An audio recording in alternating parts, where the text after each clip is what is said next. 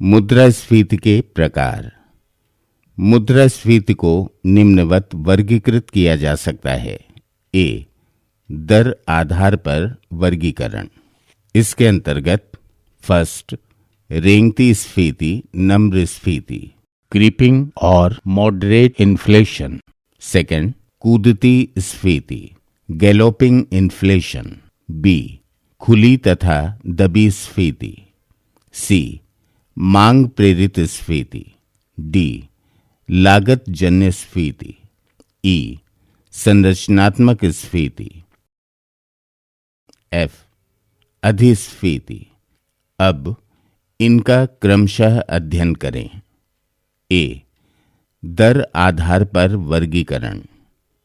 एक, रेंगती या नम्र स्फीति, क्रीपिंग और मॉडरेट इन्फ्लेशन। जब मुद्रास्फीति की वार्षिक वृद्धि दर 1 अंक में हो तो इसे रेंगती स्फीति अथवा नम्र स्फीति कहा जाता है।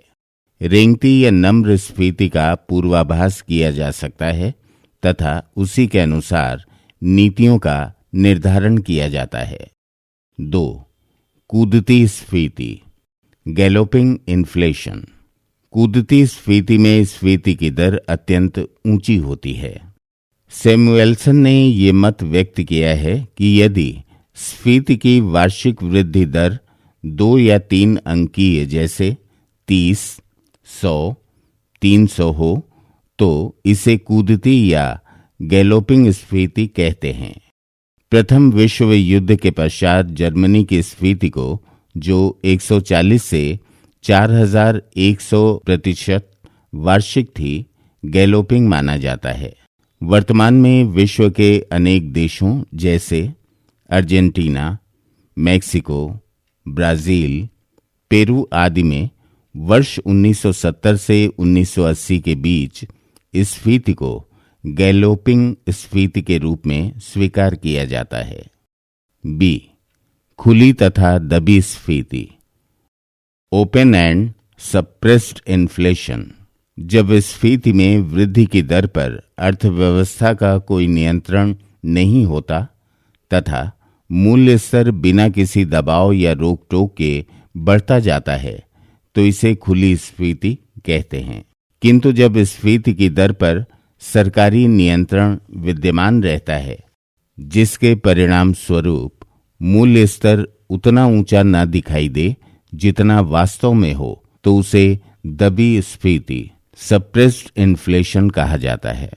सी, मांग प्रेरित स्फीति, डिमांड पुल इन्फ्लेशन।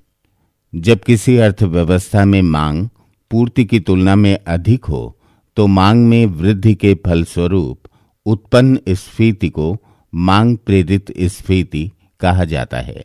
मांग में ये वृद्धि अनेक कारकों पर निर्भर करती है, जैसे मुद्रा की पूर्ति में वृद्धि, सार्वजनिक व्यय में वृद्धि, लोगों द्वारा की जाने वाली बचत में कमी आदि। डी, लागत जन्य स्फीति, कॉस्ट पुश इन्फ्लेशन। जब लागत में वृद्धि के कारण मूल्य स्तर में वृद्धि हो अथवा वस्तुओं की पूर्ति में अत्यधिक कमी के कारण मूल्य स्तर में वृद्धि आए तो इस प्रकार की स्फीति को लागत जन्य स्फीति कहते हैं। लागत जन्य स्फीति मजदूरी जन्य, वेज पुश तथा लाभ जन्य, प्रॉफिट पुश हो सकती है।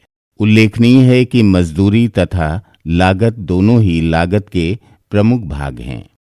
कैम्ब्रिज मुद्रा परिणाम दृष्टिकोण ये मानता है कि मुद्रास्फीति मुद्रा की मांग में वृद्धि के कारण होती है, जबकि क्लासिकल अर्थशास्त्रियों एवं फिशर के अनुसार मुद्रास्फीति मुद्रा की पूर्ति में वृद्धि के कारण होती है। अर्थशास्त्री सैमुएल्सन ने लागत प्रेरित स्फीति, कॉस्ट पुश इन्फ्लेशन को स्फीति का आधुनिक दृष्टिकोण माना है। उन्होंने इसे सप्लाई शॉक इन्फ्लेशन का नाम दिया है। लागत प्रेरित स्फीति को विक्रेता स्फीति, सेल्स इन्फ्लेशन भी कहा जाता है। ई, संरचनात्मक स्फीति, स्ट्रक्चरल इन्फ्लेशन। ये स्फीति मुख्यतः अल्प विकसित अथवा विकासशील देशों में पाई जाती है। जब किसी देश में संरचनात्मक पिछड़ेपन के कारण स्फीति उत्पन्न होती है तो इसे संरचनात्मक स्फीति की संज्ञा दी जाती है। संरचनात्मक स्फीति का प्रतिपादन अर्थशास्त्री गुरनार मिर्डाल ने किया था। एफ, अधिस्फीति, हाइपरस्फीति, हाइपर इन्फ्लेशन। जब स्फीति की दर 3 अंकों से भी अधिक हो जाए तो उसे अधिस्फीति कहते हैं। इस स्फीति की अवस्था में पत्र मुद्रा बिल्कुल बेकार हो जाती है तथा मुद्रा से लोगों का विश्वास खो जाता है। इस स्फीति की सर्वप्रथम चर्चा अर्थशास्त्री केगन ने की थी।